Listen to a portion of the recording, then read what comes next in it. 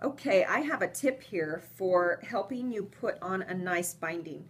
Now on this quilt, the edge of my quilt is actually right here at this stitching line. So this part out here is all either going to be trimmed off or be underneath my binding. And if you just sew this line here and none of this is sewn down, it will boof up and it makes it really hard to get a nice binding sewn on that. So while it's on my frame, I always come and I stitch that down really well. It doesn't have to be neat, just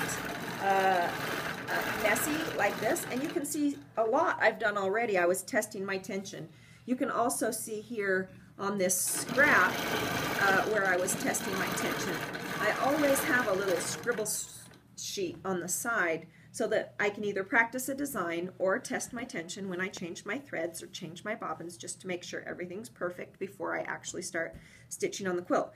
But over here underneath the binding, if that is sewn down under there, what goes under the binding, it'll be much easier to apply than if it is open and loose. So woohoo, I'm celebrating because I'm at the end of this quilt and it's about to get bound.